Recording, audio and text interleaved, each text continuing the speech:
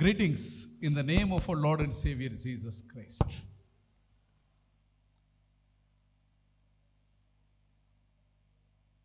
నేటి ధ్యానాంశం మీరందరూ కూడా ప్రార్థనాపూర్వకంగా సిద్ధపడ్డారని విశ్వసిస్తున్నాం.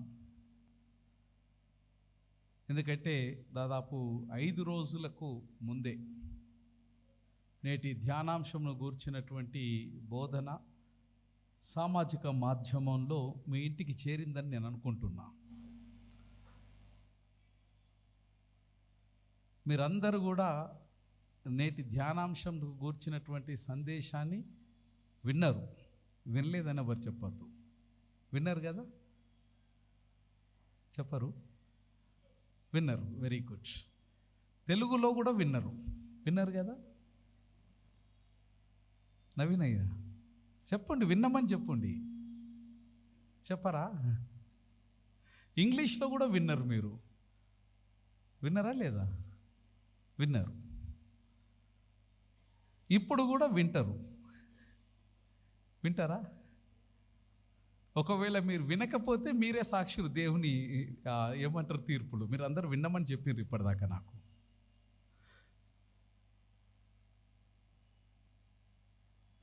మనిషి జీవితంలో చాలా ప్రాముఖ్యమైనటువంటి విషయాన్ని మర్చిపోయాడు. మానవుడు ఏ విధంగా తయారైండు అనంటే, వాడు పని చేయడానికి మాత్రమే పుట్టిండు అన్నటువంటి చందంలా మనిషి జీవన శైలి మారిపోయింది. ఆమె రైట్? చెప్పరు అన్నారు. ఇక అంతే. ఎందుకు పుట్టినారంటే వాడు పని చేయడానికి మాత్రమే పుట్టిండు. కానీ బేసికల్గా మానవుడు, దేవుడు వానిని సృష్టించి నిర్మించి వానిని భూమి మీదకి పంపించి 40, 50, 60, 70, 80, 90 సంవత్సరాలు ఎందుకు ఊపిరి పోసి బ్రతికిస్తుండు అనంటే, బేసికల్గా పని చేయడానికి మాత్రం కాదు. ఇది జ్ఞాపకం ఉంచుకోవాలి మనం. బేసికల్గా మనిషికి బేసికల్గా మనిషికి ఎందుకు దేవుడు దినదినం ఆయుర్దాయాన్ని పొడిగిస్తున్నాడు అనంటే, నీ ఆయుర్దాయము పెరిగిన ప్రతిసారి దేవుని గూర్చినటువంటి ఒక నిత్య నూతనమైన విషయాన్ని నీవు తెలుసుకోవడానికి మాత్రమే నీ ఆయుర్దాయాన్ని దేవుడు పొడిగిస్తుండు లేదా పెరిగిస్తుండు. ఇది ఈ రోజున ఇంకెందుకు ఆయువు పోసుకొని మనం ఇంకా బతికున్నామని అంటే, రేపు పొద్దున మళ్ళీ డ్యూటీకి పోయి మస్టర్ చేసి అదేమంటారు, దేనేమంటారు నవీనయ్, ఫింగర్ ప్రింట్ని ఏమంటారు, బయోమెట్రిక్ వేయనీకి కాదు. దానికోసం ఈ రోజు వరకు దేవుడు ఆయువు పెట్టలే.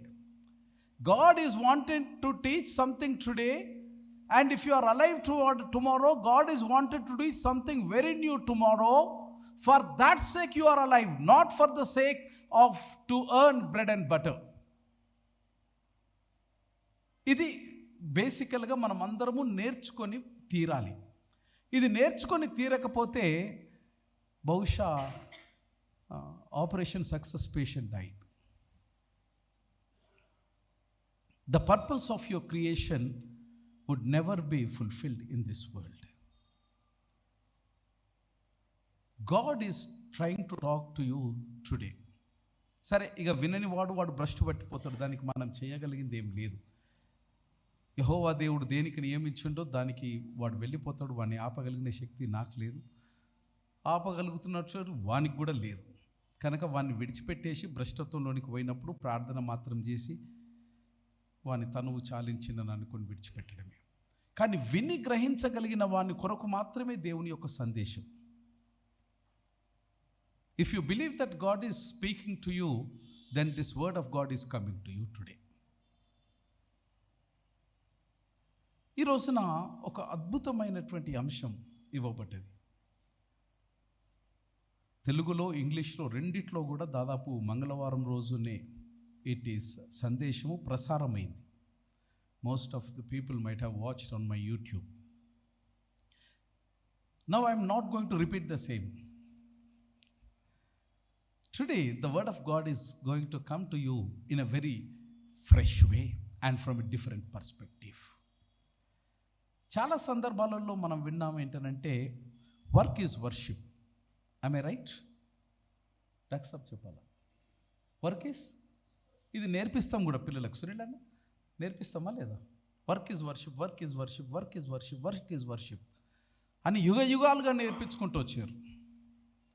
వర్క్ ఈజ్ వర్షిప్ అన్నటువంటి ఇటు మాటను కర్ణాటక బెంగళూరు విధాన సౌధ అంటే అసెంబ్లీ ముందు ప్రధాన ద్వారం మీద ఈ పదం రాయబడ్డది, వర్క్ ఈజ్ వర్షిప్ అని. అక్కడ నేను 30 ఏళ్ళ కింద చదివిన బెంగళూరులో యూటీసీ చదువుతున్నప్పుడు ఎవ్రీ సండేగా మాకు అదే ఎంటర్టైన్మెంట్, వేరేది లేదు. ఆ విధాన సౌధ కడుక్కోవాలా, 10 నిమిషాలు ఉండాలా, మక్కబుట్ట కొనుక్కోవాలి, తిని మళ్ళీ కాలేజీకి వచ్చి మళ్ళీ చదువుకోవాలి, ఇక అంతే ఎంటర్టైన్మెంట్.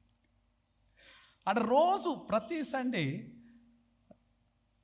ఆ పదాన్ని నేను చదువుతుంటే అదే నేర్చుకున్నా నేను, వర్క్ ఈజ్ వర్షిప్ అని. బహుశా మీరు కూడా అదే నేర్చుకుని ఉంటారు. I may right? అమ్మ జీవితం అదే చెప్తారా పిల్లలకు? చెప్పరు మీరు? అమ్మ చెప్పాలా, వర్క్ ఈజ్ వర్షిప్ అని చెప్పాలా? కానీ today work is not worship అని చెప్తా నేను. ఇన్ని రోజులు విన్నటువంటిది ఈ రోజున అది చిన్న భిన్నమైపోయి నూతన దృక్పథాన్ని నేర్చుకోవడానికి దేవుడు ఈరోజు మనతో మాట్లాడడానికి సంకల్పించినాడు. Work is not worship. It was misquoted or mistreated or miseducated. The theme gives us lots of wisdom and knowledge on this concept. The theme మనకి ఇవ్వబడినటువంటి థీమ్ ఏంటంటే, what is the theme? తెలుగులో చెప్తారా మీరు? ఆరాధనగా పని చేయుట, లేక పనియే ఆరాధన కాదు. ఇంగ్లీష్లో అద్భుతంగా ఉన్నది అంటే వర్క్ యాజ్ వర్షిప్. ఎన్ని రోజులు మనం ఏం నమ్మినాం? Work is worship. ఈ రోజున దేవుడు మనకేం నేర్పిస్తున్నాడంటే work as worship. I don't know whether you have grasped the in-depth difference between is and as. There is a greater difference. చిన్న ఆల్ఫాబెట్స్, చిన్న లెటర్, ఈజ్ యాజ్ చాలా చిన్నది. Ages we have learned work is worship, but today God is teaching us work as worship. Then why work is not worship? ఈ ప్రశ్న మీ మనసులో కొక్కెంలాగా ఉండాలి. ఇప్పుడు ఈ ప్రశ్నకు జవాబు వెతకాలి మనం. నేను ఎక్కువసేపు చెప్తే మీరు కంప్లైంట్ చేస్తున్నారు, అందుకే నేను ప్రసంగం చేసుడే బంద్ చేసిన. అయ్యగారు ఎక్కువసేపు చెప్తున్నాడు, మాకు ఆకలి అవుతుంది అన్న కంప్లైంట్ మీరు అందరికి చెప్తున్నారు. ఇక నాకు కూడా బాధ అనిపించింది, చెప్పద్దు అని చెప్పేసి అయ్యగారికి ఇచ్చేసిన కిరణ్కు, ఇక నువ్వే చెప్పు అయ్యగారు అని. కొద్దిగా విస్తరించి చెప్తామా, ఈరోజు ఓర్చుకోండి, మళ్ళీ నెల దాకా చెప్పా. ఎందుకంటే ఈ కాన్సెప్ట్ అర్థం కావాలంటే 4 బైబిల్ పాఠాల మీద చారిత్రాత్మకమైనటువంటి దృక్కోణము, బైబిల్ రాసినటువంటి గ్రంథకర్తల యొక్క దృక్పథము, ఇవి రెండూ మీకు అర్థం కాకపోతే హౌ వర్క్ ఈజ్ వర్షిప్ నుంచి హౌ వర్క్ యాజ్ వర్షిప్ అనే కాన్సెప్ట్కు ఇది రూపాంతరం చెందిందో అది అర్థం కాదు. ఈ 4 బైబిల్ పాఠాల మీద క్షుణ్ణమైనటువంటి చారిత్రాత్మకమైనటువంటి సూక్ష్మమైన అధ్యయనం అన్న మనం చేసి తీరాల్సిందే. ఎందుకంటే ఒక పెద్ద దృక్పథం నుంచి, యుగాలుగా ఉన్నటువంటి దృక్పథం నుంచి ఒక నూతనమైన దృక్పథంలోనికి మనం ఇప్పుడు ప్రయాణం చేస్తూ ఉన్నాం.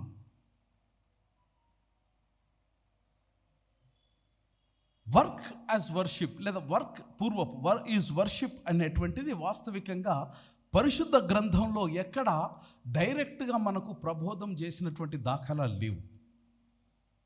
అయితే బైబిల్ అంతట్లో కూడా లేటర్ ఆన్ క్రైస్తవ వేదాంతంలో వర్క్ యాజ్ వర్షిప్ అనేటువంటి ఈ మూల సిద్ధాంతం బైబిల్ గ్రంథంలో అణువణువున మనకు బోధపరుస్తూ ఉంది. హెబ్రీ భావనలో పనియే ప్రత్యక్ష దైవము అని తెలుగులో ఒకవేళ దాన్ని మనం తర్జుమా చేయగలిగితే, ఇట్టి భావన ఈ వర్షిప్ అనేటువంటి పదం లేదా ఆరాధన అనేటువంటి ఈ పదం చాలా సందర్భాలలో క్రైస్తవ సమాజం కేవలము 4 గోడల మధ్యలో ఉన్నటువంటి దేవునికి సంబంధించినటువంటి ఆచార వ్యవహారాలకు మాత్రమే అది పరిమితి చేయబడింది. ఎంత మట్టుకు మీరు వర్షిప్లో ఉంటారయ్యా, వర్షిప్ అనే భావన, ఆరాధన అనే భావన ఎంత మట్టుకు మీ లోపల ఉంటుంది అనంటే అన్న ప్రశ్న కనుక ఒకవేళ నేను మీకు సంధిస్తే, how long are you spiritual? Anyone?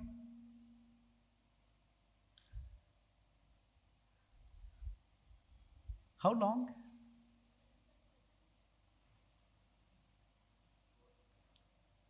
అయ్యా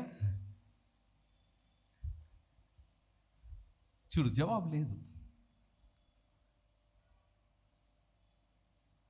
చాలా సందర్భాలలో ఆధ్యాత్మికత ఎంతవరకు అనంటే, మనము పొద్దుగాల 9:30కు మొదలు పెడితే అయ్యగారు దయదలిస్తే 12:30కు, నాలాంటో నిలబడితే 1:30 వరకు. దాని తర్వాత ఆధ్యాత్మికతను ఆలయంలోనే విడిచిపెట్టేసి గేట్ బయటకు మనము సెక్యులర్గా వెళ్ళిపోతాం. ఎందుకనంటే యుగాలుగా సెక్యులర్కు సేక్రెడ్ ఆర్ స్పిరిచువల్ అనేటువంటి దానికి మనము ఒక బలమైనటువంటి నిలువు గీతను గీసుకున్నాం. ఆదివారము ఆరాధన, మతానికి సంబంధించినటువంటి వ్యవహారాలు, ప్రార్థన, ఇవి కేవలము వీటికి మాత్రమే ఆధ్యాత్మికత అనే ట్యాగ్ వేసేసి ఇవి నుంచి బయటకు రాగానే మనము సెక్యులర్ అనేటువంటి జీవనము ఉన్నదని మనం భావిస్తూ ఉన్నాం. గనక ఆధ్యాత్మికతను, సెక్యులరిజమును, వీటిని రెండిటిని సమగ్రమైనటువంటి అవగాహన మనము పొందలేకపోయినాం. బైబిల్ చేస్తున్నటువంటి ప్రబోధం ఏంటి అనంటే, ఆధ్యాత్మికత అనేది ఆదివారంకు మాత్రమే అది సంకుచితము కాకుండా, ఆధ్యాత్మికత అనేది ఆదివారం నుంచి మళ్ళీ ఆదివారం వరకు నువ్వు చేసే ప్రతి కార్యానికి ఆధ్యాత్మికత అనేటువంటి భావన పరిశుద్ధ గ్రంథమైన బైబిల్ బోధిస్తుంది. ఇది ఈ రోజున మనం నేర్చుకోవాల్సింది. దీనికి కావలసినటువంటి పునాదులు ఎక్కడ ఉన్నాయనంటే, పరిశుద్ధ గ్రంథంలో దీనికి వాడబడినటువంటి భాషే దీని భావనను మనకు నేర్పిస్తూ ఉంది. హిబ్రూ భాషలో ఈ పని లేదా ఆరాధన లేదా సేవ లేదా పరిచర్య అనేటువంటి ఇట్టి దానికి వాడబడినటువంటి ఒక బృహత్తరమైనటువంటి పదం, దాని యొక్క పదకోశాన్ని కొంత మనము తెలుసుకోవాల్సిన అవసరత ఉంది. పనిని సంబోధించడానికి, అయ్యా వింటున్నారా ప్రకాశన్న, పనిని సంబోధించడానికి పాత నిబంధన గ్రంథంలో హిబ్రూ భాషలో ఒక అద్భుతమైనటువంటి పదకోశం వాడబడ్డది. ఏమిటా పదకోశం అని అంటే ఆబాద్. ఇది హిబ్రూ భాషలో వాడబడినటువంటిది. ఆబాద్ అనేటువంటి హీబ్రూ పదం యొక్క అర్థం ఏంటి అని అంటే to work, to serve and to worship. పని చేయడం, పరిచర్య చేయడం, మూడవది ఆరాధన చేయడం. ఇవన్నీ రూపకంగా ఆబాద్ అనేటువంటి పదకోశం ద్వారా సంబోధించబడినటువంటి పదం. ఈ ఆబాద్ అనే హీబ్రూ పదం, దాని యొక్క ధాతువు ఎక్కడి నుంచి వచ్చిందనంటే బాత్ అనేటువంటి ధాతువులో నుంచి ఆబాద్ అనే పదం వచ్చింది. ఈ ఆబాద్ అనేటువంటి పదం కేవలం హిబ్రూలో మాత్రమే వాడబడలే. ఇది అరామిక్ భాషలో వాడబడ్డది, తర్వాత అరాబిక్ భాషలో కూడా వాడబడ్డది. హీబ్రూ భాష, అరామిక్ భాష, తర్వాత అరబిక్ భాష. ఈ 3 భాషల్లో కూడా ఆబాద్ అనేటువంటి పదము తరచుగా వాడబడ్డది. ఈ 3 భాషల్లో కూడా ఒకే ఒక అర్థాన్ని స్థూలంగా ఇవ్వబడ్డది. ఏమిటయ్యా అంటే, దీని ధాతువు రూట్ ఫండమెంటల్గా బాద్ అనేటువంటి పదం ఎక్కడైతే ఉన్నదో ఆ ధాతువు యొక్క మూల అర్థం ఏంటనంటే ఇట్ ఈస్ సర్వీస్ అనగా పరిచర్య. రెండవది లేబర్ అంటే కష్టార్జితము, కాయ కష్టము. మూడవది ఏంటనంటే పని చేయడం, టు వర్క్. ఇది క్రియారూపకంగా వాడబడినప్పుడు ఇవ్వబడినటువంటి అర్థాలు. ఇదే పదాన్ని అవోధ అని నామవాచక రూపంలో కూడా వాడబడ్డది. హిబ్రూ భాషలో నామవాచక రూపంగా వాడబడినటువంటి ఈ పదం అవోధ క్రియాత్మకంగా వాడినప్పుడు ఆబాద్, నామవాచకంగా వాడినప్పుడు అవోధ. ఇది సందర్భ సహిత యోగములో దీని యొక్క భావము నూతనమైనటువంటి రూపాంతరము చెందుకుంటూ వచ్చింది. కొంత వ్యాకరణము నేర్పిస్తున్నా, ప్లీజ్ నేర్చుకోండి. నామవాచక రూపకములో అవోధ అన్నటువంటి పదం సందర్భ సహితంగా దీని యొక్క అర్థాన్ని ఆపాదించబడినది. అవోధ అన్నటువంటి హీబ్రూ పదం సందర్భోచితంగా ఇవ్వబడినటువంటి అర్థం ఏంటనంటే టు వర్క్. మళ్ళీ రెండవది టు లేబర్ అంటే ఒళ్ళు వంచి కష్టపడడం. మూడవది ఏంటనంటే టు కల్టివేట్ అనగా సాగు చేయడం లేదా సేద్యపరచడం. నాలుగవది ఏంటనంటే టు సర్వ్ అనగా పరిచర్య చేయడం. ఐదవది ఏంటనంటే టు బి ఎ సర్వెంట్, సేవక ధర్మాన్ని జరిగించడం. ఆరవది ఏంటనంటే to worship. I hope you got the theme now. I'm able to understand, make you to understand. Work is worship అనే దానికి అవోధ అనే ఒకే ఒక పదం ఈ అంశానికి ప్రాణం పోస్తూ ఉంది. దీనిని బలపరచడానికి త్వరగా నేను చెప్పేసి ముందుకెళ్ళాలి. దీనిని బలపరచడానికి పరిశుద్ధ గ్రంథంలో అనేకమైనటువంటి ఉదాహరణలను మనం చూస్తాం. ప్రధానమైనటువంటి ఉదాహరణ ఏది అనంటే ఆదికాండము 2వ అధ్యాయం. అమ్మ, if you are missing the rest of the sequence, ఏం బైబిల్ తెరవద్దు, నన్ను చూడండి అంతే. ఆదికాండము 2వ అధ్యాయం 15వ వచనంలో దేవదేవుడు ఆదామును నిర్మించిన తర్వాత మనల్ని తీసుకుపోయి ఎక్కడ పెడతాడు?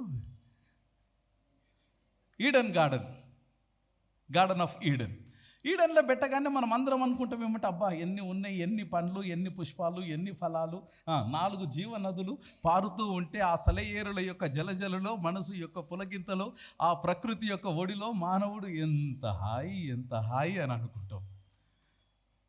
కానీ అక్కడ మనం గమనించాల్సినటువంటి ప్రధాన అంశం ఏంటంటే, ఆదామును చేసిన తర్వాత దేవుడు ఏదేను తోటలో పెట్టిన తర్వాత 15వ అధ్యాయంలో అక్కడ అద్భుతమైనటువంటి మాట దేవదేవుడు సెలవిచ్చినట్టు గ్రంథకర్త మనకు చెప్తాడు. యెహోవా నరుని తీసుకొని ఏదేను తోటను స్వేద్యపరచుటకును దానిని కాచుటకు దానిలో ఉంచెను.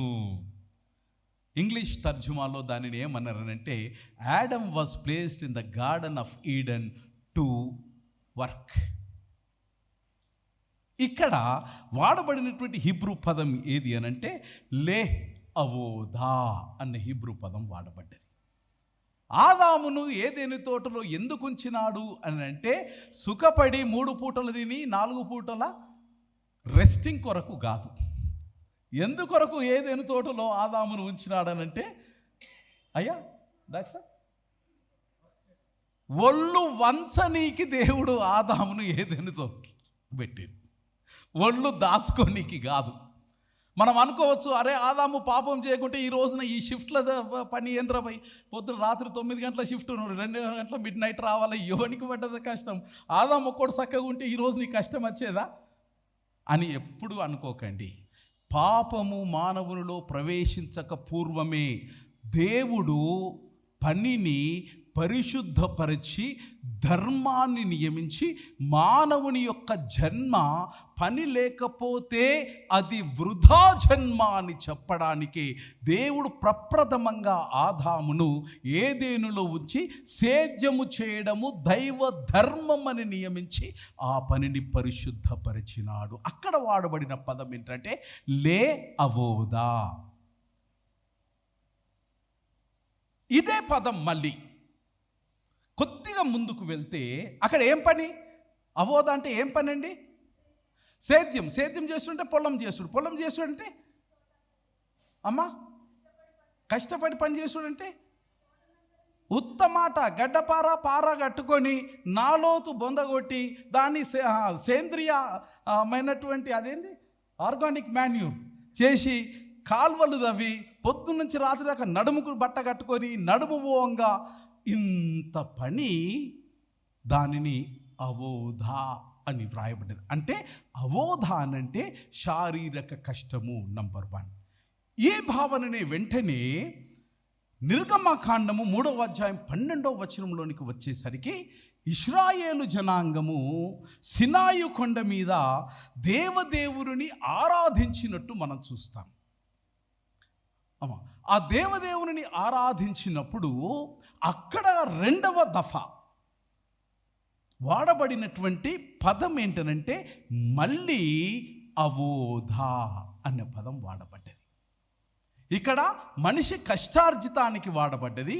ఇక్కడ దేవుని యొక్క పరిచర్యకు, ప్రజలు చేస్తున్న పరిచర్యకు వాడబడినట్టు మనం నేర్చుకుంటాం. మూడవది ఏంటంటే ఇదే విషయము సంఖ్యాకాండములోనికి వెళ్తే 3వ అధ్యాయం 7వ వచనంలో అక్కడ పరిశుద్ధమైన యాజకులు చేసు దేవుని యొక్క ఆలయములో చేయు పరిచర్యకు కూడా మరొక పర్యాయము అబోధ లేదా అవోధ అన్న పదము అక్కడ కూడా వాడబడ్డది. దానికి కూడా ఇవ్వబడినటువంటి అర్థం ఏంటంటే work, labour, service, ministry and worship.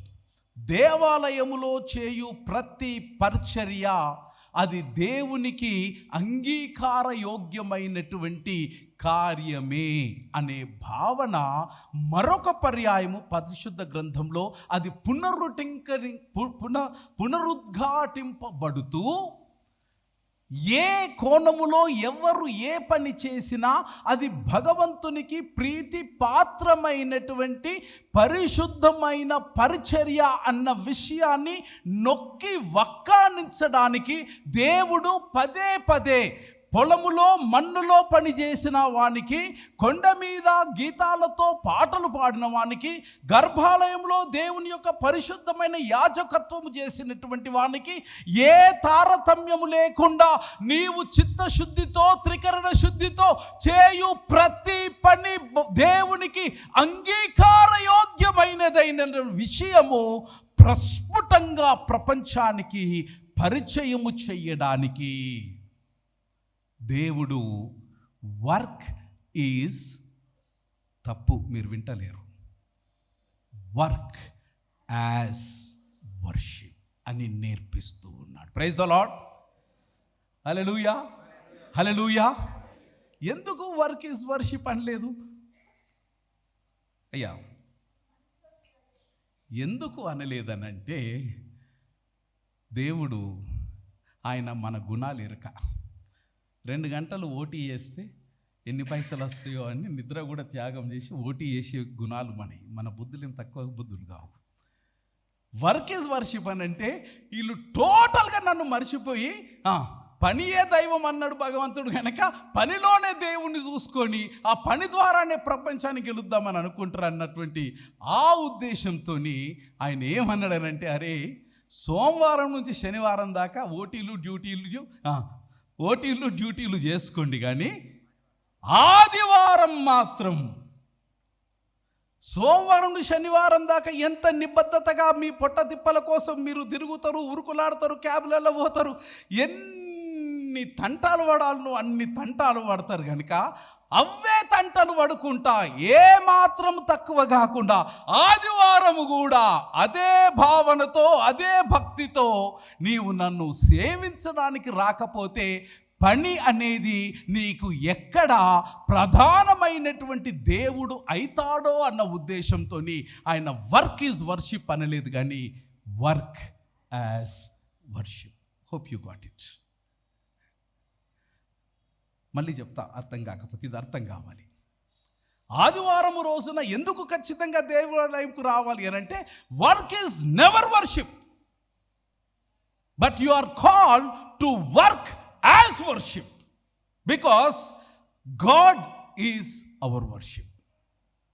దేవునికి చెందవలసింది దేవునికి మాత్రమే చేయాలన్నటువంటి ఉద్దేశంతో దేవుడు వర్క్ యాజ్ వర్షిప్ అనే విషయాన్ని ఈ రోజున మనకు నేర్పిస్తూ ఉన్నాడు. My dear friends, quickly let us get into the Old Testament reading. నిర్గమకాండం 31వ అధ్యాయం 1 నుంచి 11 వచనాలు మనం అనూహ్యమైనటువంటి ఆలోచనలు మనకు నేర్పిస్తాయి. ఈ బెజాలియల్ తర్వాత ఒహోలియాబ్ వీళ్ళ గురించి నాకంటే ఎక్కువ మీకే తెలుసు. am I right? Say yes. Swarnamma చెప్పండి. ఎస్ అంటే ఎస్ఐ గారు అనాలా. బెజాలియల్, ఒహోలియాబ్ వీళ్ళిద్దరు కూడా డిఫరెంట్ ట్రైబ్స్కి చెందినటువంటి వారు. Bezalel belongs to tribe of Judah, Oholiab belongs to the tribe of Dan. రెండు వీటికి చెందినటువంటి వారితో దేవదేవుడు మాట్లాడుతూ ఉన్నాడు. మోజెస్కు చెప్తా ఉన్నాడు, మోషే, వాగ్దాన దేశంకు వెళ్ళకముందు నీవు నాకు ప్రత్యేకమైనటువంటి మందసాన్ని నువ్వు తయారు చేయాలా అంటే, వెంటనే మోజెస్ ఎప్పుడు చాలా ఈయన హైపర్ యాక్టివ్ అనుకుంటా. మోజెస్ ఎప్పుడు నాకు తెలియదు. వెంటనే ఎస్ లార్డ్, ఏం చేయాలో చెప్పు, ఏడుకెళ్ళి కట్టేదేవాలా అన్నాడు. ఏమో నాకు తెలియదు. వెంటనే అప్పుడు యెహోవా దేవుడు అన్నాడు, జర ఆగురపోయి నువ్వు ఈ ఉత్సాహమే పనికి రాదంట. నేను అట్లా చేసి ఆడకొని చంపినావు 40 ఏళ్ళు, కొండ పట్టుకొని గుట్ట పట్టుకొని పుట్ట పట్టుకొని తిరిగినావు, జర ఆగురపోయి నువ్వు అని ఉంటుడు. నాకు తెలీదు. వెంటనే యెహోవా దేవుడు అన్నాడు, సరే సరే నీకెందుకు తొందర, నువ్వు ఆగు, నేను చెప్తా కదా. మన మందల లేదా గుంపుల లేదా గుడారంలా బెజాలియల్ అనే పిల్లగాడు ఉన్నాడు. ఉన్నాడయా, ఆడు మనోడే, ఎందుకంటే యూదాకు చెందినోడు కదా. ఒహోలియాబు ఉన్నాడు, ఆడు మా మామ కొడుకే. వాళ్ళిద్దరికి అప్పగిస్తే ఈ పని నువ్వు చెయ్యకు. కరెక్టే. ఏం చేయాలనో నేను చెప్తా, వాళ్ళు చేస్తారు. My dear friends, beautifully the address of God is penned down in the book of Exodus.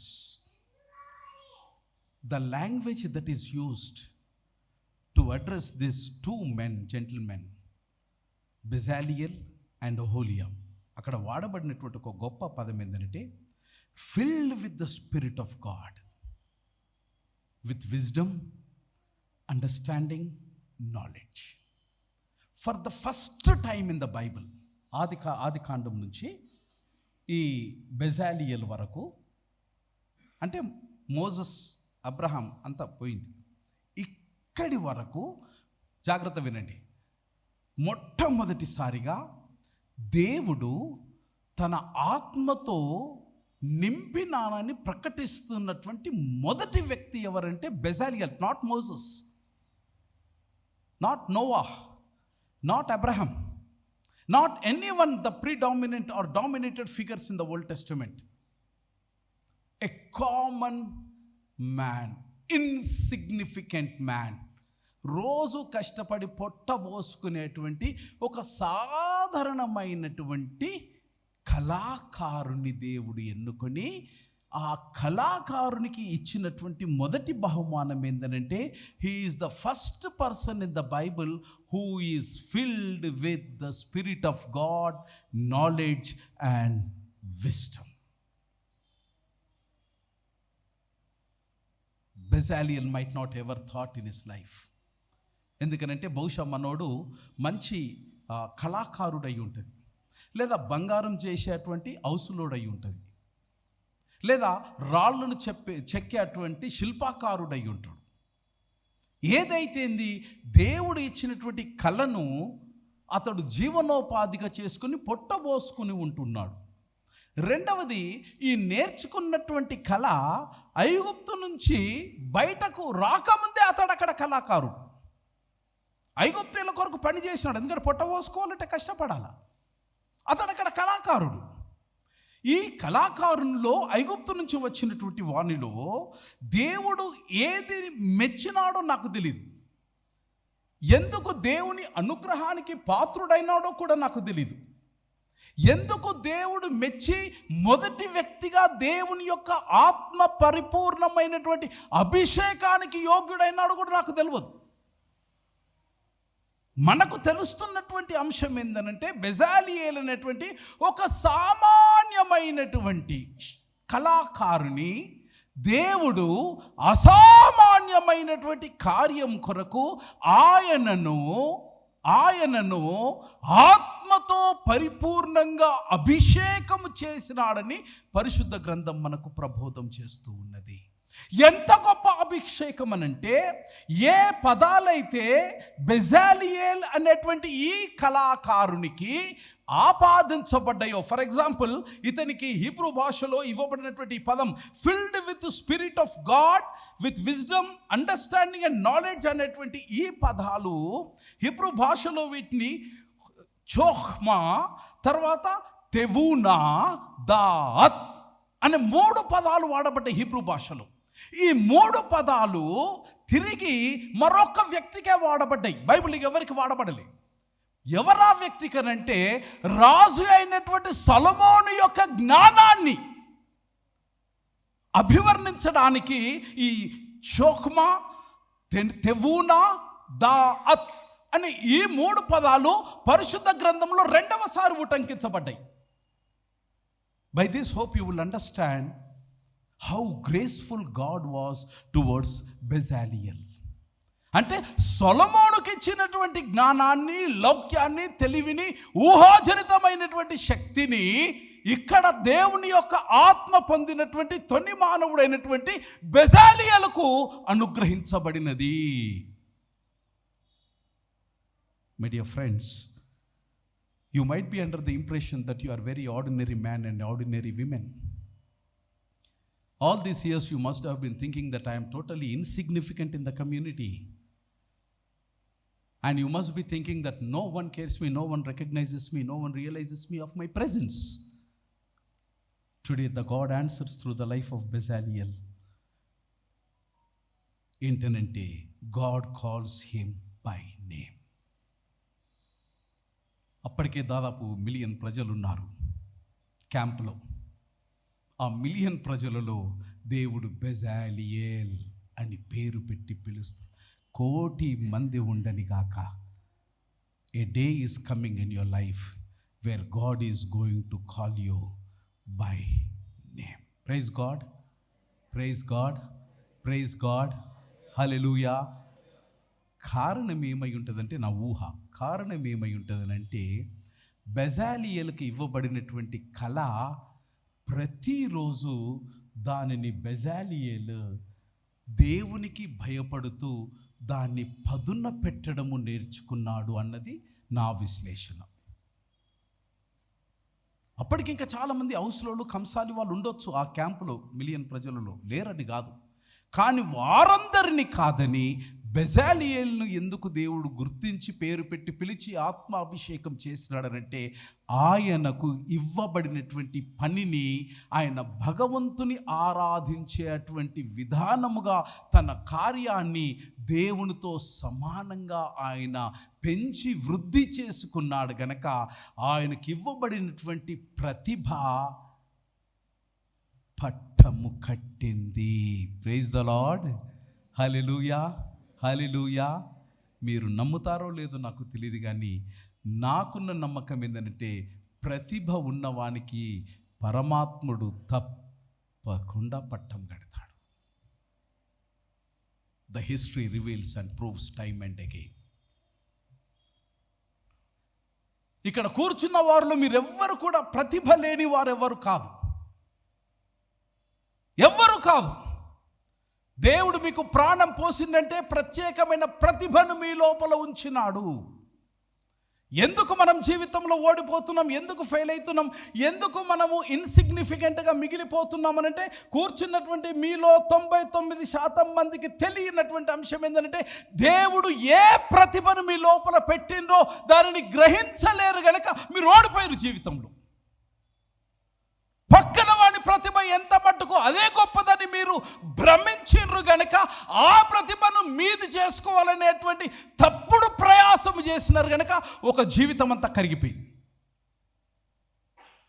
మనిషి ఎప్పుడు సక్సెస్ఫుల్ అవుతాడు జీవితంలో అని అంటే దేవుడు నీకు ఒక ప్రత్యేకమైన ప్రతిభను ఉంచినాడు.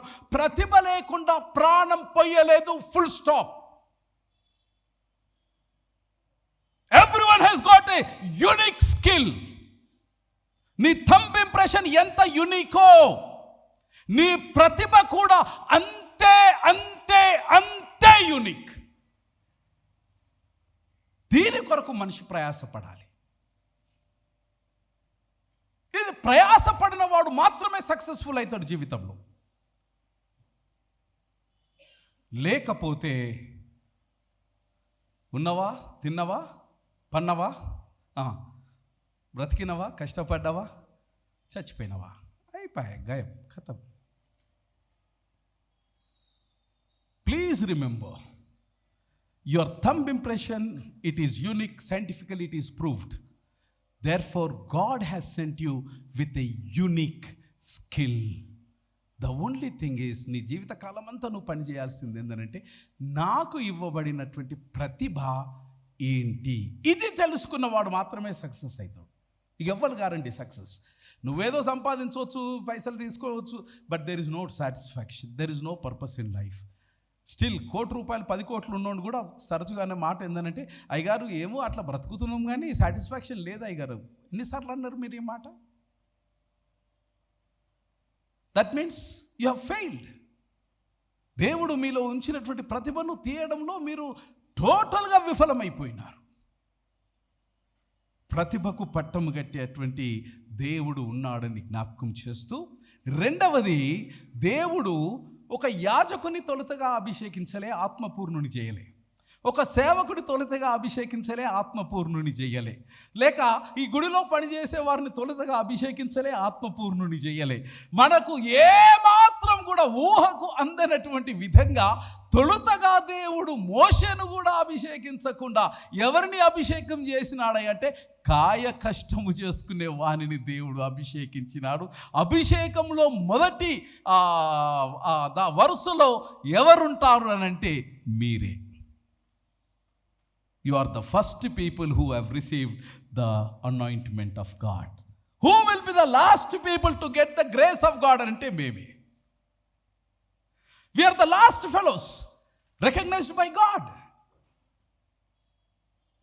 ఒళ్ళు వంచి ఒళ్ళు ముక్కలు చేసుకొని కష్టపడే వాని మీద ప్రప్రథమంగా భగవంతుని యొక్క కనికరము ఉన్నదని పాత నిబంధన పాఠం ఈ రోజున మన జ్ఞాపకం చేస్తూ ఉన్నది. కనుక తెల్లంగి వేసుకున్నవాడు గొప్పవాడు కాదు, నల్లంగి వేసుకున్నోడు పనికి మారినవాడు.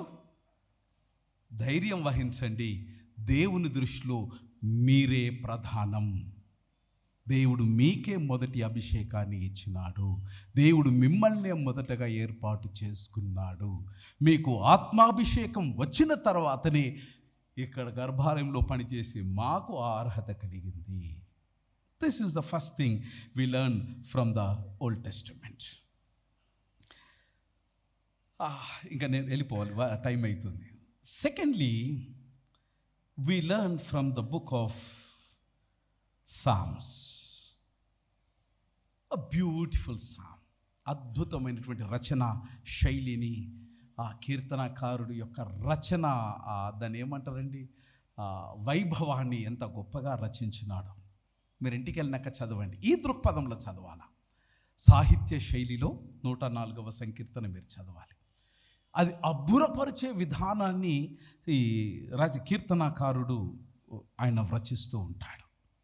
ఈ శైలి యొక్క భావన ఏంటి అని అంటే అందులో ప్రాముఖ్యంగా న్యూ ఇంటర్నేషనల్ వర్షన్ బైబిల్ ఒకవేళ మీరు పొందగలిగితే you will get it online, ఫ్రీగా వస్తుంది గూగుల్లో. అది తీసి 104వ కీర్తన చదవండి. అక్కడ 13, 14 వచనాలు, 16వ వచనం, 24వ వచనంలో అక్కడ మనకు నేర్పించే ప్రబోధం ఏంటంటే దేవుడు తన గదులలో నుండి పశువులకు అది మీరు చదువుకోవాలి. అక్కడ మనకు నేర్పించే అంశం ఏంటంటే నిరంతరము దేవుడు పనిని చేసేవాడు. సృష్టి యొక్క లయ, దేవుని యొక్క పని, ఇవి రెండు కూడా మిళితమై ఈ లయ గనక ఎక్కడైనా తప్పితే సృష్టి యొక్క క్రమము అస్తావ్యస్తమవుతుందన్నటువంటి సందేశాన్ని 104వ సంకీర్తనలో కీర్తనకారుడు మనకు బోధిస్తాడు. కొండలు చూడండి, జలాలను చూడండి, జలధారను చూడండి, జంతువులను చూడండి, ఇవన్నిటినీ చూస్తూ దేవుడు పని చేస్తున్నాడని చెబుతూ మానవునికి పనికి ఉన్నటువంటి అనుసంధానాన్ని చివరి వచనంలో ఆ కీర్తనకారుడు మనకు బోధ చేస్తూ ఉంటాడు. నీవు భగవంతుని యొక్క ముఖవర్చస్సులో, ఆయన స్వభావములో నీవు చేయబడ్డావు గనక, భగవంతుని యొక్క స్వభావం ఏంటనంటే ఒళ్ళు దాచుకోకుండా నీవు నిరంతరము శ్రమించబద్ధుడవై ఉన్నా అన్నటువంటి అంశాన్ని కీర్తనకారుడు మనకు బోధ చేస్తూ ఉంటాడు. Now coming to another beautiful interesting Bible reading of today's meditation, that is the lesson from Colossians. కొలెసీలకు రాయబడిన పత్రిక 3వ అధ్యాయం 22 నుంచి 25 వచనాలు. ఈ ఒకసారి will you please display it Jyothamma, ఒకసారి దయచేసి అది చూడండి మీరు. ఒక్క నిమిషం ఐ విల్ గివ్ యూ, వీలైతే చదవండి. Everyone has to read. Now I am going to ask 1-2 questions.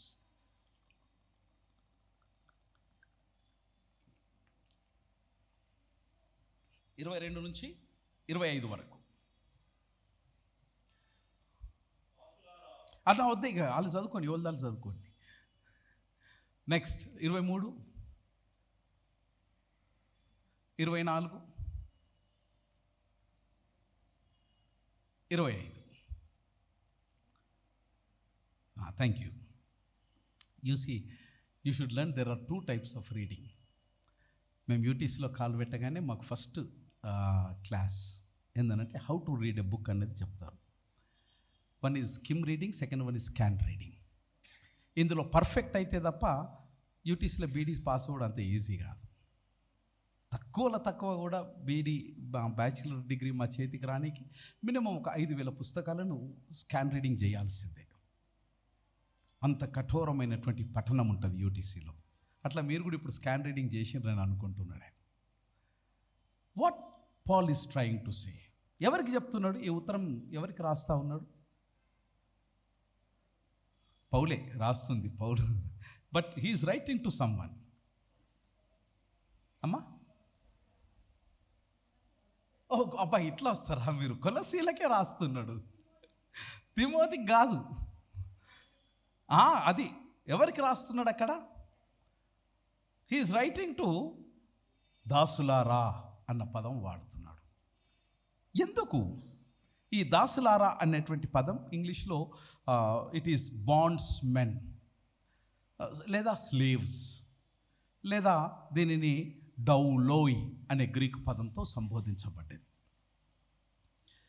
ఇది మొదటి శతాబ్దం. I'm just taking you to 2000 years back. మనం అందరం ఆదిత్య 386కి వెళ్ళిపోతున్నాం. ఇప్పుడు మనమందరము ఇశ్రాయేలు దేశంలో ఉన్నాం. యేసుక్రీస్తు ప్రభుల వారు తిరుగుతూ ఉన్నాడు గ్యారిసన్ గలీలల్లా. అక్కడ కొలస్సీ సంఘానికి మనం వెళ్ళిపోయినాం. అక్కడ మంచిగా కనబడుతుంది చూడండి, అన్ని ఖర్జూరపు చెట్లు కనబడుతున్నాయి. చూస్తుండ్రా? పండ్లు తినద్దు, నిషేధం. మొదటి శతాబ్దానికి మనం వెళ్ళిపోదాం. ఈ పత్రిక వ్రాసినటువంటి సందర్భం, it was complex. The context was brutal. highly structured world in the 1st century Roman Empire. రోమా అధికారంలో ఉన్నటువంటి మొదటి శతాబ్దం పరిస్థితిని మనం చూస్తున్నాం. ద యుబిక్విటీ ఆఫ్ రోమన్ స్లేవరీ గురించి మనం తెలుసుకోవాలి. దీని మీద కొద్దిగా టైం తీసుకుంటా, సువార్తల పాఠం 1 minute క్లోజ్ చేస్తాం. ద యుబిక్విటీ ఆఫ్ రోమన్ వరల్డ్ మీకు తెలియాలి. గ్రీషో రోమన్ వరల్డ్లో మొదటి శతాబ్దంలో దాస్యత్వం, లేదా తెలంగాణలో మనం ఏమంటాం ఫిలిపు, బానిసత్వం కాదన్న, ముందు వెట్టి చాకిరి, రైట్ వర్డ్ ఈస్ వెట్టి చాకిరి. ఇది was not based on race. వెట్టి చాకిరి అనేది, దాసత్వం అనేది, బానిసత్వం అనేది ఒక జాతి వివక్ష కాదు మొదటి శతాబ్దంలో.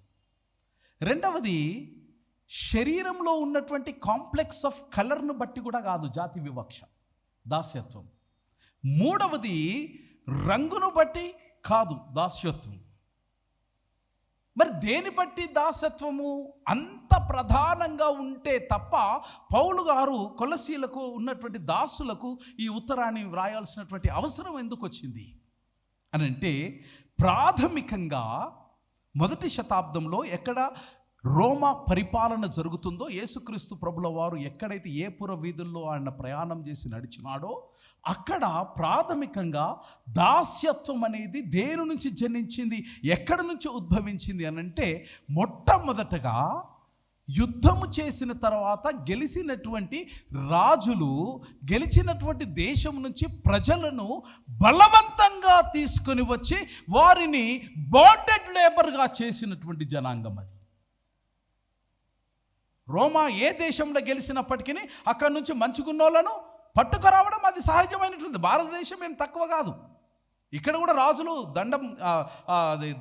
దండెత్తినప్పుడు గెలిచిన తర్వాత అందమైనది ఏది విడిచిపెట్టలే. ఇంటికాడ పని చేయనీకి ఒకడు కావాలా, పైసలు కూడా పని చేయనీకి కావాలంటే వేసుకరంటారా, ఒక 200 మందిని అట్ట ఉన్నోళ్ళని వేసుకరంటారా, ఆయనకి ఒక లేబుల్ వేసేసారు నెత్తి మీద, బ్రాండ్, వీడు ఎత్తుకొచ్చినోడు కనుక వీడు ఎట్టి షాకిరోడు. దాట్స్ హౌ దాస్యత్వము మొదటి శతాబ్దంలో ప్రమోట్ చేయబడ్డది బై వార్ఫేర్, అంటే యుద్ధములో చెరగొట్టబడినటువంటి వారు. రెండవది పైరసీ. మూడవది, అప్పు ఉన్నవాడు అప్పు తీర్చకపోతే వానికి దాసుడు అనే బ్రాండ్ వేసేసారు. నాలుగవది, ఇంతటితోనే ఆగలే దాస్యత్వం. దాసునిగా ఉండి పరదేశం నుంచి వచ్చిన వాడికి, పైరసీ వానికి, అప్పు తీర్వనోనికి, వీళ్లకు పుట్టిన పిల్లలు కూడా దాసులే.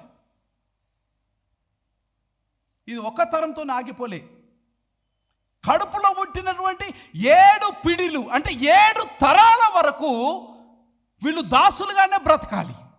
మరి ఈ దాసులుగా బ్రతికినటువంటి వారు ఎంతమంది ఉండంటే, మొదటి శతాబ్దంలో as per the scale Roman ఎంపైర్లో 15 నుంచి 30% జనాభా దాసులే మొదటి శతాబ్దంలో. అర్బన్ ప్లేస్లో కొద్దిగా స్లైట్లీ వేరియేషన్ ఉన్నది. రెండవది, ఈ స్పెక్ట్రమ్ ఆఫ్ స్టేటస్. ఎవరయ్యా ఈ దాసులు అని అంటే, దీన్ని మళ్ళీ చెప్తా, గ్రీక్ భాషలో డౌలోస్ అన్నారు. డౌలోస్ అంటే స్లీవ్. ఎవరయ్యా ఈ దాసులు అని అంటే, సాధారణంగా మనం ఏమనుకుంటామనంటే పొలాలలో పని చేసేటువంటి వారు, ఐ మే రైట్, లేదా మైనింగ్లో పని చేసేవాళ్ళు, లేదా గుట్టలు తవ్వేటోళ్ళు, లేదా దుర్భరమైనటువంటి వాతావరణ పరిస్థితులలో పనిచేసేవాళ్ళు. ఇంతవరకు మనకు ఒక ఐడియా ఉంది, దాసులంటే వీళ్ళే ఉంటారు అన్న ఒక ఐడియా ఉంది. కానీ మొదటి శతాబ్దంలో ఉన్నటువంటి కఠోరమైన వాస్తవికత ఏంటంటే, ఈ దాసుల యొక్క జనాభాలో there were highly educated people. And you must be wondering, there were doctors, and there were accountants, and there were administrators, and there were teachers who used to work in the wealthy household estate. ఇది దాస్యత్వం community మొదటి శతాబ్దంలో పౌలు గారు కొలస్సీ పత్రికలో రాస్తున్నటువంటి సత్యం ఇది. వీళ్ళంతా దాసులే. వీరి కొరకు పౌలు గారు రాస్తున్నారు. రెండవది, వీరి యొక్క లీగల్ స్టేటస్ ఏంటయ్యానంటే, under Roman law slaves were treated as property. Slaves were treated as property. అంటే you are only an object. You cannot become a subject. తరతరముల వరకు దాసులు దాసురాన్లు మనం ఇంట్లో వాడేటువంటి వస్తువులాగా వాడవచ్చు అనేది రోమా చట్టము ఇస్తున్నటువంటి అధికారము. Once upon I happened to interact with a friend from Afghanistan.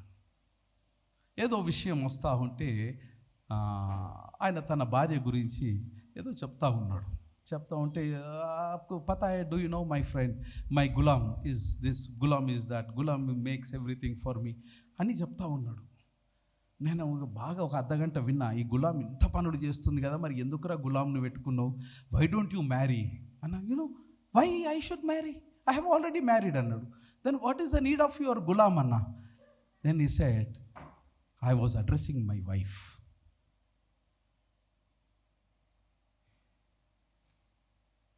In an Afghan country, women is addressed as gulam. First century tradition I am talking about. They are slaves. Paul ఈ తారతమ్యాన్ని ఆయన address చేస్తున్నాడు. మొదటిది, వీళ్ళు చట్ట ప్రకారము వీరు ఒక ప్రాపర్టీగా పరిగణింపబడతారు. రెండవది, నో లీగల్ రైట్స్. జాగ్రత్త, ఎస్ఐఆర్ నింపేటప్పుడు దయచేసి సహాయం తీసుకోండి. చాలా పెద్ద ఉపద్రవం ఉన్నది సమాజం ఈ రోజున. ఎస్ఐఆర్ తెలియకపోతే సిగ్గేమి లేదు, తెలిసిన వాళ్ళని అడగండి. God willing, we will conduct a workshop maybe next week. I am trying to find a good resource person. Sunday evening I am going to conduct a workshop in our own church. I am finding the who is thoroughly working with the Catholic Church. Tomorrow day after I have a meeting. వాళ్ళని నేను invite చేద్దాం అనుకుంటున్నా. Please everyone రండి. SIR form ఎలా నింపాలనో నేర్పిస్తాం ఇక్కడ. ఒక్కసారి if something goes wrong, you cannot be a citizen of India, you can be a citizen of Rome first century. No legal rights. రెండవది, కుడ్ నాట్ లీగల్లీ మ్యారీ. కొలసీకు పత్రిక రాస్తున్నప్పుడు ఇవన్నీ మీ మనసులో ఉండాలి. అప్పుడు ఆ వచనాలు మీకు అర్థమవుతాయి ఎందుకు రాయాల్సి వచ్చింది అన్నది. అక్కడ చట్టపరమైనటువంటి లగ్గాలు, వివాహాలు లేవు. లాస్ట్ది ఏంటంటే, దాసులుగా ఉన్నటువంటి వారికి వారి దేహాల మీద వారికి అధికారం లేదు. Master can use your body like anything. వాడి ఇష్టమే, వాడి మనస్సే, ఏది చెబితే అది చెయ్యొచ్చు. కోనయ్య అంటోడు లేడు. నీవు ఎలిగెత్తి ఏడ్చినా నిన్ను రక్షించేటోడు, కాపాడేటోడు లేడు. ఇది రెండవ సత్యం మనం నేర్చుకోవాలి కొలసి కాంటెక్స్ట్లో. మూడవది ఏంటంటే, it was the pater families. అంటే ఇంట్లో there was household codes. నేను మొదటి శతాబ్దం చెప్తున్నా, మీరు వినకపోతే ఎవడు చెప్పడు ఇక లైఫ్లో. House hold codes. ఒక ఇల్లు అనేది ఎట్లా నడవాలి అనే దానికి ఒక కోడ్ ఉంది. ఆ దాని ప్రకారం ఏంటంటే, ఇంట్లో మగవారు ఎవరైతే వయసులో అధికమైనటువంటి వృద్ధులు ఉంటారో ఆయన చెప్పిందే శాసనం. దీన్నే ఇప్పుడు మన పత్రికల పాఠంలో మనం చూస్తున్నాం. కొలస్సీలకు రాబడిన పత్రిక 3వ అధ్యాయం 18 నుంచి 4వ అధ్యాయం 1 వరకు దీనిని belongs to the literary genre known as household కోడ్స్ను పరిశుద్ధుడైన పౌలు గారు ఉటంకిస్తూ అక్కడ వ్రాస్తూ ఉన్నాడు. ఒక రకంగా ancient Roman society was viewed as a miniature version of the state. ఇక్కడ ఒక విషయం నేను మీకు జ్ఞాపకం చేయాలి. ద ఓల్డెస్ట్ మేల్ ఎవరైతే పెద్ద ఆయన ఉన్నాడో ఆయన ఇంటికి అధిపతి. అయితే మొదటి శతాబ్దం, యేసుక్రీస్తు కాలం నాటి సంగతి చెప్తాను. మొదటి శతాబ్దంలో గ్రీక్ ఫిలాసఫర్ మీ అందరికీ తెలుసు, అరిస్టాటిల్. ఇతడు చాలా పెద్ద గైడ్ లైన్స్ రాసిండు. ఇంటి యజమాని ఎలాగుండాలి అన్నటువంటి దానికి ఒక 500 పేజీల థీసిస్ రాసిండు అరిస్టాటిల్. అది రోమన్ సామ్రాజ్యానికి అది గ్రంథం, అంటే it is a law, it is a constitution for them. దానిని కాంట్రా చేస్తూ పరిశుద్ధుడైనటువంటి పౌలు కొలస్సీలకు ఒక నూతనమైనటువంటి ప్రబోధాన్ని ఇచ్చే ప్రయత్నం చేస్తున్నాడు. అది కొలస్సీ పత్రిక నేటి మన epistle reading. To contra Aristotle's philosophy. తద్వారా ఏం జరిగింది అక్కడనంటే, he has bought a radical theological twist. ఆది క్రైస్తవ సంఘంలో ప్రతి ఇల్లు ఒక దేవాలయముగా ఉండే. ఐ డు నాట్ నో, భారతదేశం కూడా అట్లా మారుతుందేమో, ఆనవాళ్ళైతే అట్నే కనబడుతున్నాయి నాకు ఇప్పుడు. ప్రతి ఇల్లు ఒక దేవాలయంగా ఉండే. ఎక్కడ 2-3 కూడి ఉంటే అక్కడ రొట్టె విరుచుట యందును ప్రార్థన యందును వారు ఎడతెగక ఉండిరి. అక్కడ పౌలు గారు చేసినటువంటి ఈ కొలస్సీ అనేటువంటి ప్రదేశంలో పౌలు గారు చేసినటువంటిది ఏంటంటే, అక్కడ యేసుక్రీస్తును విశ్వసించిన వారందరినీ కూడా ఒకే చోట తీసుకొని రావడం మొదటి అచీవ్మెంట్. రెండవది ఏంటంటే, రొట్టె విరుచుట క్రమంలో ఆయన దాసీలతో పాటు యేసు ప్రభువును నమ్మినటువంటి యజమానులను కూడా ఒకే బల్ల మీద కూర్చోబెట్టినాడు. అది రోమా ప్రభుత్వం యొక్క పునాదులను కదిలించి వేసింది. ఎక్కడ మరొక ఉపద్రవం తిరుగుబాటు వస్తుందో అన్నటువంటి భయము రోమా ప్రభుత్వం వెన్నులో పుట్టించింది వణుకును. అట్టి సమూలమైనటువంటి రూపాంతరానికి ఈ కొలస్సీ పత్రిక ప్రాణం పోసింది. ఇప్పుడు మీరు ఈ లైట్లో ఇంటికి వెళ్ళినాక ఎప్పుడు చదవద్దు, ఈ లైట్లో కొలస్సీ పత్రికను చదవండి. What Paul is trying to sell to that community అనేది మనకి ఇప్పుడు అర్థమైంది.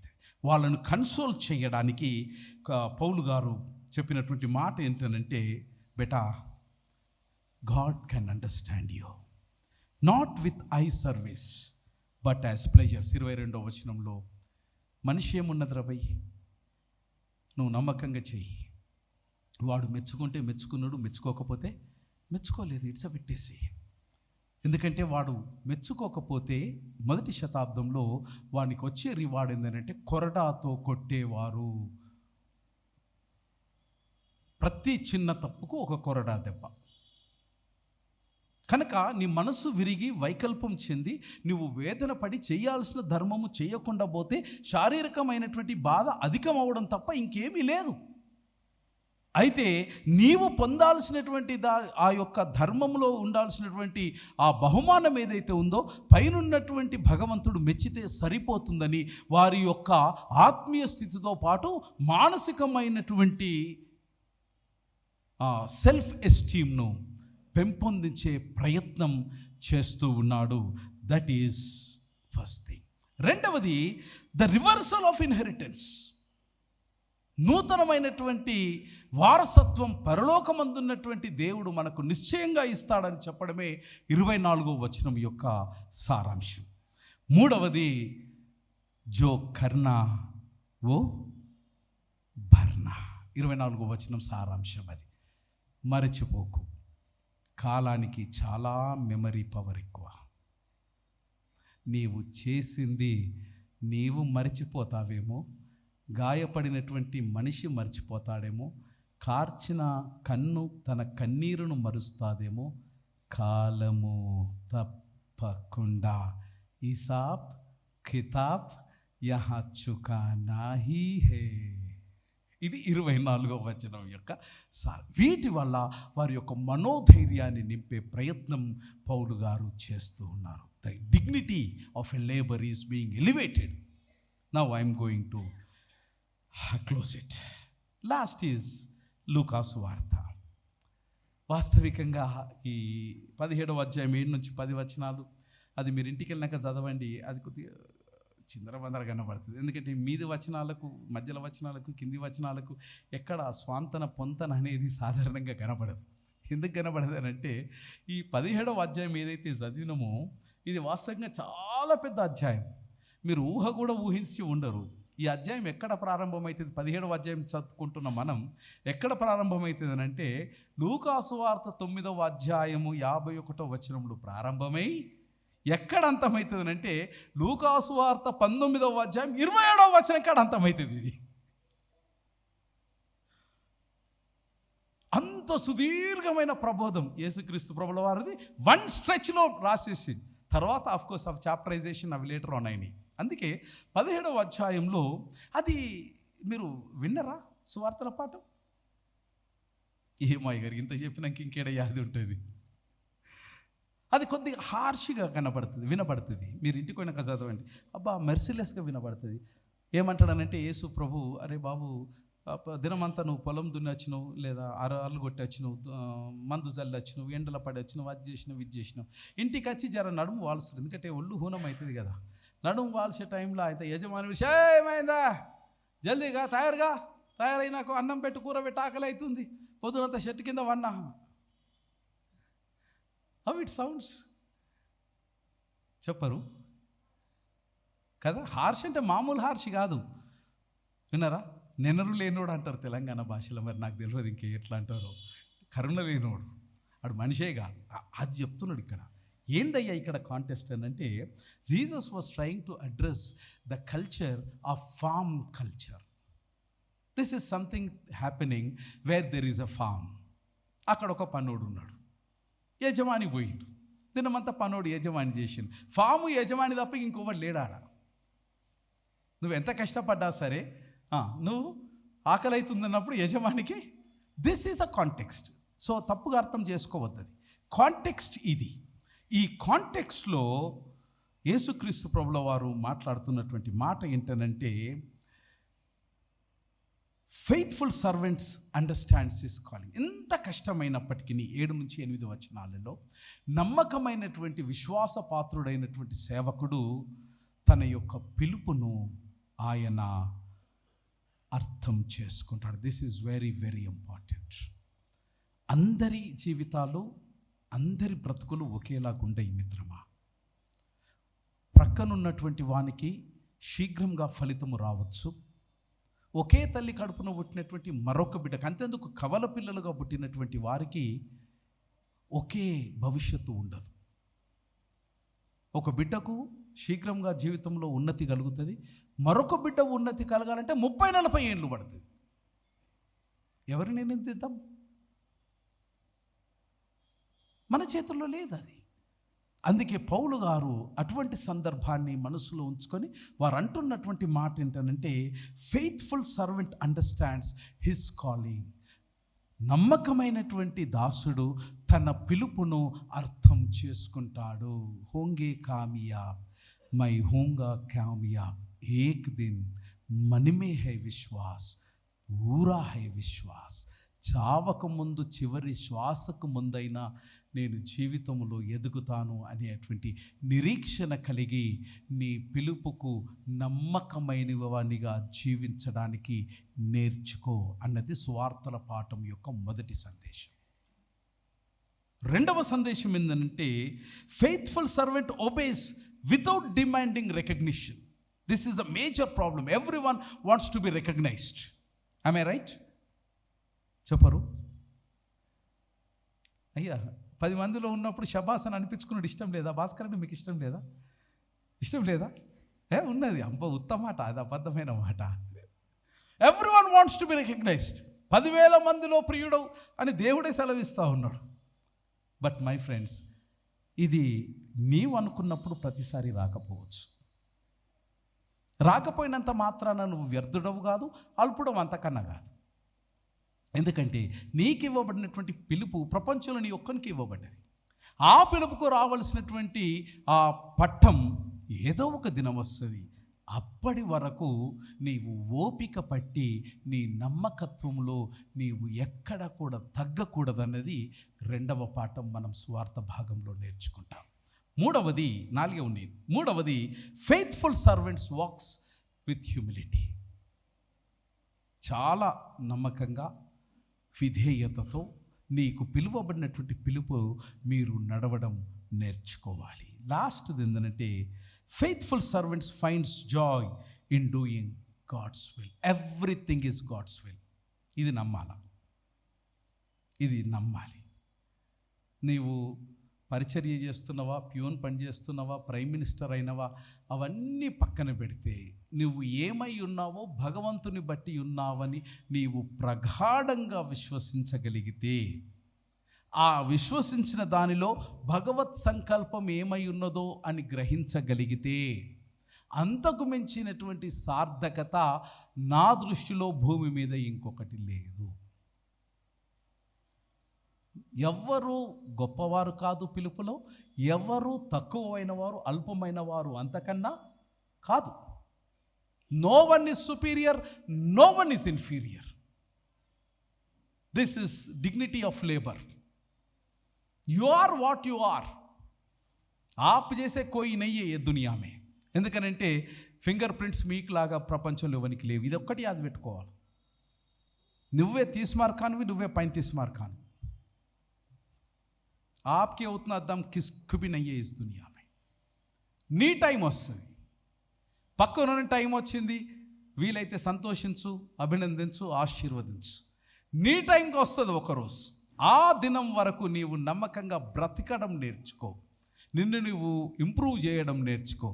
10 మంది కోసం నువ్వు తప్పట్లు చప్పట్లు కొట్టిన చేతులు, అవే చేతులు ఒక దినం నీ కొరకు చప్పట్లు తప్పట్లు కొడతాయి. ఆ దినం వరకు నిలిచి ఉండు నమ్మకంగా. God is not going to abandon you. He has never left you. Unknown, insignificant బెజాలియల్ను పిలిచిన దేవుడు, ఇన్సిగ్నిఫికెంట్ అహూలియాబును పిలిచిన దేవుడు, వేలు లక్షల మందిలో వాళ్ళని పిలిచిండు, 1,000,000 మందిలో నిన్ను పిలుస్తాడు. Your work is sacred, your call is sacred. God has anointed you. అలాంటి నిరీక్షణ కాపాడుకోవడానికి త్రియేక దేవుడు మనకు, మీకు, నాకు సహాయం చేయను గాక.